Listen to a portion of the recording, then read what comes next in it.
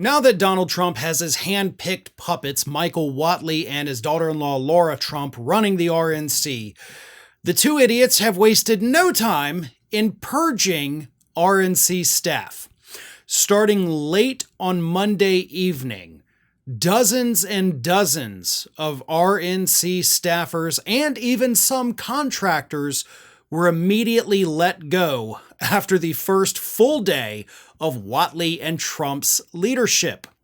Now, what's interesting about this, of course, is the fact that we're in the middle of a presidential campaign.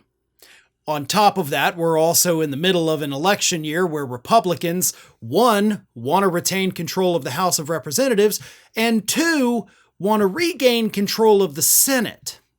Now, I don't know about you, but if I were running any kind of organization and we had a very big contentious thing coming up where I needed all hands on deck, I would think that the dumbest decision possible would be to fire 60 people on my first day. But that is what Michael Whatley and Laura Trump did. And it's very obvious why they did it. They want people that are only loyal to Donald Trump, not people that are loyal to the Republican Party or people that are interested in winning elections. You know, the kinds of things you need when you're running one of the two largest political parties in the United States. But no, we can't have experienced people. We can't have people who know what they're doing in the Republican Party. God, no. That would be insane, wouldn't it, folks? So, one person with familiar with the situation described it as, quote, an absolute bloodbath. An absolute bloodbath at the RNC. Let me read you this. The firings are mainly to ensure that there is no overlap in roles between RNC and the Trump campaign.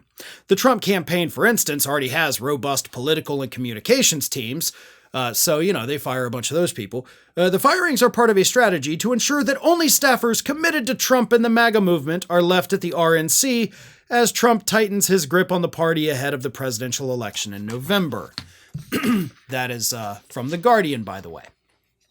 So, Trump tightens his grip on the Republican Party, and the first thing he does, he has Whatley and his daughter-in-law walk in and tell 60 people, you're fired. I guess that's technically Trump's trademark there.